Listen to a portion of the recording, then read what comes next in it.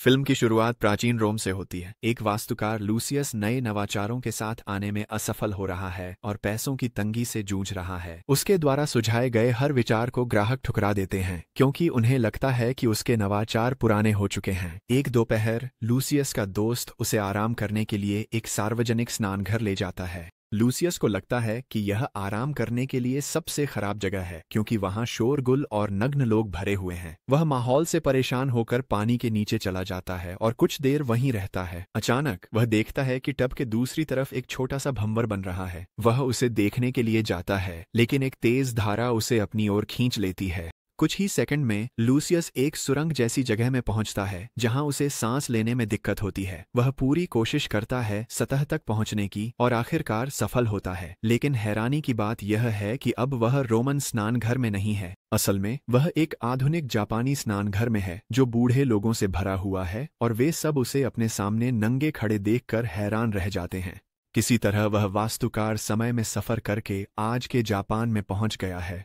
Lucius, जिसने कभी मंगोलियाई विशेषताओं वाले लोगों को नहीं देखा था, मान लेता है कि ये लोग किसी सपाट चेहरे वाली जनजाति से हैं। झटका लगने के बाद लूसियस देखता है कि यह जगह अब तक देखे गए किसी भी स्नानघर से कहीं ज्यादा उन्नत है। टोकरी, नल और मसाज करने वाली मशीन, और ये चीजें देखकर उसका दिमाग घूम जाता है और उसे अफसोस होता है कि काश उसने ये इनोवेशन खुद पहले क्यों नहीं सोचे। वह गलती से महिलाओं के चेंजिंग रूम में भी घुस जाता है और वहां एक चिल्लाती हुई बूढ़ी औरत उसे बेहोश कर देती है। इसके बाद हमें एक संघर्षरत मंगा कलाकार मामी से मिलवाया जाता है। लूसियस की शक्ल देखकर मामी को एक नए किरदार का आइडिया आता है, इसलिए वह उसका पोर्ट्रेट बनाना शुरू कर देती है। कुछ देर बाद लूसियस की आंख खुलती है और उसे फ्लेवर्ड दूध की एक बोतल दी जाती है। वह फिर से उस मीठे और ठंडे स्वाद से हैरान रह जाता है। असल में यह इतना अच्छा लगता है कि वह दूसरी बार भी बेहोश हो जाता है। जब उसकी होश वापस आती है तो वह फिर से रोम में होता है, अपने चारों ओर पुरुषों से घिरा हुआ। वे लोग बताते हैं कि वह टब में डूब गया था और कुछ मिनट पहले ही उसे पाया गया। शुरुआत में लूसियस सोचता है कि फ्लैट फेस जनजाति के साथ उसकी मुलाकात बस एक सपना थी, एक नस्लभेदी सपना। लेकिन फिर वह अपने पास पड़ी खाली दूध की बोतल देखता है। दृश्य 2 महीने बाद पर कट जाता है। लूसियस ने स्नानगृह के मालिक को अपनी नवीनीकरण की योजना पेश की और उसे और भी उन्नत बना दिया। लोग उसकी रचनात्मकता की खूब तारीफ करते हैं और वह इससे खूब पैसा भी कमाता है। अब वे अपने स्नानगृह के अनुभव को बेहतर बनाने के लिए टोकरी, मसाज बूथ और मीठा दूध इस्तेमाल करते हैं। टब में नहाते हुए एक बूढ़ा आदमी चाहता है उसके घर में स्नानगृह हो। लूसियस सोचता है इसे कैसे संभव बनाए। तभी वह फिर से तेज बहाव में खिंच जाता है और 21वीं सदी के बाथटब में पहुंच जाता है। एक आदमी आकर लूसियस से मदद मांगता है। लूसियस उलझन में है, लेकिन जैसा कहा जाता है वह वैसा ही करता है और कई और उपयोगी चीजों के बारे में जानता है, जैसे शावर हेड और शावर हैट। संयोग से यह घर मामी का है जो लूसियस को फर्श पर पड़ी हुई पाती है।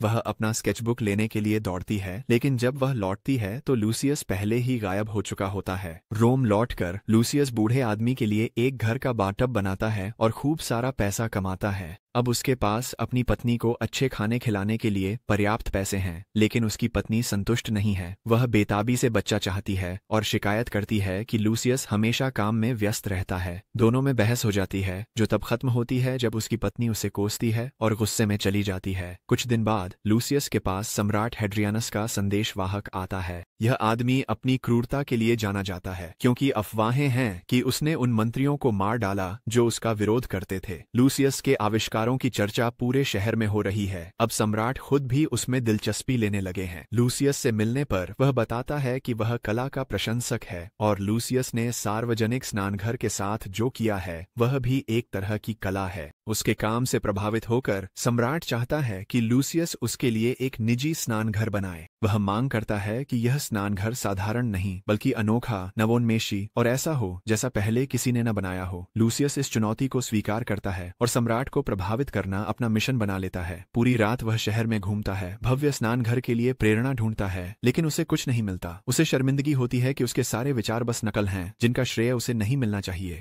अचानक वह एक गड्ढे में गिर जाता है और गायब हो जाता है। अब हमें वर्तमान का एक दृश्य दिखाया जाता है जिसमें मामी बाथरूम सप्लाई स्टोर में काम कर रही है। उसका मंगा कलाकार के रूप में करियर अच्छा नहीं चल रहा, इसलिए उसने साइड जॉब ले ली है। इसके बावजूद वह काम पर जागे रहने के लिए जूझ रही है। एक दोपहर वह गलती से पानी खुला छोड़ देती है और टब को पूरी तरह भर देती है। अचानक लूसियस टब में प्रकट होता है और हाँफते हुए सांस लेने लगता है। वह रुक जाता है जब उसे एहसास होता है कि टब अपने आप बुलबुले छोड़ रहा है। दुकान का मैनेजर उस अजीब आदमी की शिकायत करने जाता है, जिससे मामी और लूसियस को आपस में बात करने का समय मिल जाता है। लूसियस उससे जगह घुमाने के लिए कहता है और उसे एक सिक्का देता है। हालांकि मामी उसकी बोली हुई भाषा नहीं समझती, लेकिन ठोस पैसे की भाषा वह जरूर समझती है और वह उसे चारों ओर घुमा देती है। लूसियस पेशाब घर देखकर मंत्रमुग्ध हो जाता है और सोचता है कि छपे हुए टॉयलेट पेपर में सपाट चेहरे वाली जनजाति की सफलता के सारे राज छुपे हैं। काश मुझे बार बार उस शब्द का वर्णन न करना पड़ता। लेकिन जो चीज उसे सबसे ज्यादा आकर्षित करती है वो है बिडे। जब वह उस पर बैठता है तो उसे लगता है जैसे वह स्वर्ग में है। जो कुछ भी उसने देखा उसका आइडिया लेकर वह रोम लौटता है और सम्राट के लिए अब तक का सबसे शानदार स्नान घर बनाता है। उसमें एक टॉयलेट है जिसमें लगातार पानी बहता है ताकि पीछे की सफाई हो सके। एक टब है जिसमें गुलाम पाइप से बुलबुले बनते हैं। एक एक्वेरियम है और खुशबूदार मोमबत्तियां भी हैं। वह सम्राट की उम्मीदों से कहीं आगे निकल जाता है और उसे एक खास हार मिलता है जिसमें कुत्ते की टांगों और इंसानी जन्नांगों की अनोखी मूर्ति लगी होती है। लूसियस दौड़ता हुआ घर जाता है ताकि अपनी उपलब्धि अपनी पत्नी को दिखा सके, लेकिन वहां पहुंचकर देखता है कि उसकी पत्नी उसके सबसे अच्छे दोस्त के साथ प्रेम कर रही है। कमाल है, भविष्य में मामी बार बार अच्छे मंगा के लिए आइडिया न ला पाने और अपनी साइड जॉब्स से निकाले जाने के बाद अपने छोटे से होम टाउन लौट आती है। वह एक स्थानीय स्नान घर में काम करती है और प्राचीन रोमन इतिहास पढ़ती है। लूसियस से मिली वह सिक्का और उसका अचानक गायब होना उसे आकर्षित करता है और वह जानना चाहती है कि क्या वह सच में अतीत का व्यक्ति है। रोम में लूसियस अपनी पत्नी के अपने सबसे अच्छे दोस्त के साथ भाग जाने के बाद जीने की इच्छा खो बैठा है। एक दिन उसके पास एक संदेशवाहक आता है जो सम्राट की चिंता करता है। पता चलता है कि सम्राट ने हाल ही में अपना बेटा खो दिया है और उसे लगता है कि एक मगरमच्छ उसके बेटे का पुनर्जन्म है। वह चाहता है कि लूसियस ऐसा स्थान डिजाइन करे जहां मगरमच्छ को रखा जा सके और उसकी सारी जरूरतें पूरी हो सकें। इस बार लूसियस को बेहद सावधान रहना होगा, क्योंकि अगर वह जानवर मर गया तो सारी जिम्मेदारी उसी पर आ जाएगी और उसे राष्ट्रीय अपराधी घोषित कर दिया जाएगा। इसके बाद लूसियस सम्राट के स्नान घर में पानी के बहाव की जांच करने के लिए वापस जाता है, जैसा कि सम्राट ने कहा था। लेकिन जब वह टब में प्रवेश करता है तो तीसरी बार भविष्य में खींच लिया जाता है। वह बाहर आता है और खुद को एक पिंजरे में पाता है जहां उसके साथ मगरमच्छ भी फंसे हुए हैं। पता चलता है कि वह एक मगरमच्छ अभयारण्य में है। उसी समय मामी भी अपने एक डेट के साथ अभयारण्य में है जिसे वह पसंद नहीं करती। वह उस लड़के से पीछा छुड़ाने की पूरी कोशिश करती है और जब वह लूसियस को पिंजरे के अंदर देखती है तो खुश हो जाती है। वह उसे बाहर निकालती है और अभयारण्य में घुमाती है। अपने डेट को पूरी तरह भूल जाती है। लूसियस मगरमच्छों की देखभाल और उनके पसंदीदा आवास के बारे में सीखता है। मामी उसे तीरंदाजी सिखाने ले जाती है ताकि देख सके वह सच में रोमन पुरुष है या नहीं। वह तीर मारता है जिससे मामी का शक हो जाता है। कुछ देर बाद वह एक गर्म पानी के झरने में चला जाता है जो उसे उसके अपने समय में वापस ले जाता है। कुछ महीनों बाद सम्राट को अपने मगरमच्छ बेटे के पालन पोषण के लिए एक बेहतरीन जगह मिल जाती है। अब तो सम्राट ने लूसियस को परिवार जैसा मानना शुरू कर दिया है और उसे अक्सर महल में बुलाता है। शहर में सब कुछ अच्छे से चल रहा था जब तक एक दिन सम्राट को यह खबर नहीं मिलती कि विद्रोही उसकी सेना पर हमला कर रहे हैं। वे उसके शासन से खुश नहीं हैं और किसी भी कीमत पर उसे गद्दी से हटाना चाहते हैं। सम्राट के सैनिकों और विद्रोहियों के बीच एक लंबी और कठिन लड़ाई होती है जो 1 साल से भी ज्यादा समय तक चलती है। अब तक सम्राट बूढ़ा हो चुका है और सेवानिवृत्त होने के लिए तैयार है। वह गद्दी अपने भतीजे सियोनियस को सौंपने का फैसला करता है। सम्राट बनने के बाद सियोनियस की पहली योजना है कि वह लोगों का समर्थन पाने के लिए एक नया स्नान घर बनवाए। इसलिए सम्राट चाहता है कि लूसियस इस परियोजना में अपने भतीजे की मदद करे। यह लूसियस के लिए एक समस्या है क्योंकि उसके सिद्धांत सियोनियस से मेल नहीं खाते, जो घमंडी और अभिमानी है। लूसियस जानता है कि अगर सियोनियस सम्राट बन गया तो रोमन साम्राज्य का पतन निश्चित है। इसलिए सोचकर सियोनियस के पास जाता है और काम करने से मना करता है। सियोनियस उसे याद दिलाता है कि सम्राट के खिलाफ जाना देशद्रोह है जिसकी सजा मौत है, लेकिन लूसियस अपने फैसले पर अडिग रहता है। वह एक अन्य वास्तुकार के पास जाता है और उससे विनती करता है कि वह यह परियोजना ले ले। हालांकि वह आदमी लूसियस से बहुत नाराज है, उसी की वजह से कंगाल हो गया। दोनों में झगड़ा होता है। लूसियस को दीवार से धक्का दिया जाता है। अगले दृश्य में वह फिर से फ्लैट फेस जनजाति के साथ है। वह घायल है, लेकिन वे उसकी देखभाल परिवार जैसे कर रहे हैं। वे उसे गर्म झरने पर ले जाते हैं जहां आराम मिले। ऐसा कहा जाता है कि अगर कोई व्यक्ति इस झरने के पानी में स्नान करे तो वह जल्दी ठीक हो सकता है। वे उसे किण्वित शराब भी देते हैं जो उसके गले में जलन पैदा करती है। फिर लूसियस की मुलाकात मामी से होती है, जिसने अब बुनियादी लैटिन बोलना सीख लिया है। वह उससे उसका नाम पूछती है, लेकिन लूसियस इतना नशे में होता है कि वह उस पर गिर जाता है और दोनों झील में डूब जाते हैं। जब वे होश में आते हैं तो वे रोम में होते हैं, जिसे देखकर मामी हैरान रह जाती है। उसे पता चलता है कि लूसियस को सम्राट के आदेश का पालन न करने के कारण फांसी दी जाने वाली है।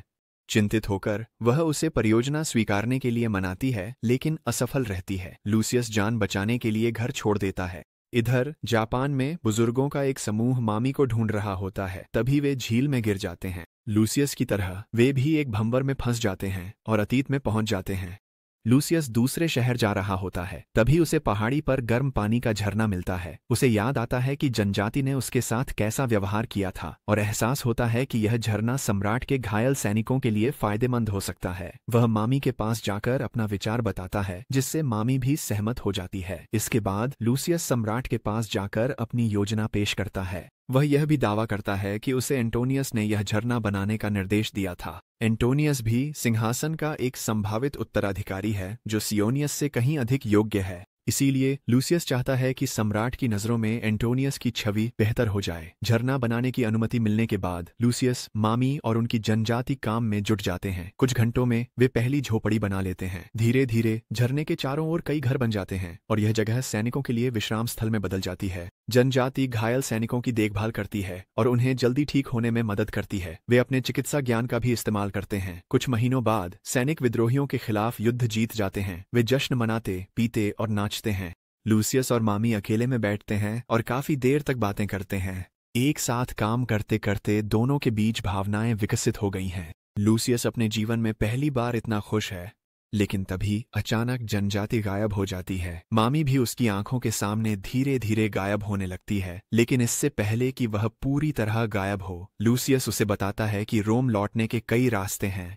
अगले दृश्य में सम्राट एंटोनियस को अपना सलाहकार बना लेता है। लूसियस को भी नागरिकों के सामने उसकी बहादुरी के लिए सम्मानित किया जाता है जो उसने युद्ध में दिखाई थी। लोग मानते हैं कि अगर वह नहीं होता तो वे कभी जीत नहीं पाते। इसी बीच मामी ने भविष्य में एक नई जिंदगी शुरू कर दी है। एक दिन वह शहर में घूम रही होती है, तभी वह देखती है कि लूसियस एक तालाब से बाहर आ रहा है। फिल्म का अंत होता है जब वे दोनों फिर से एक दूसरे से मिलते हैं। ऐसी और वीडियो के लिए सब्सक्राइब करें, नोटिफिकेशन ऑन करें और चैनल की मदद के लिए लाइक जरूर करें। देखने के लिए धन्यवाद।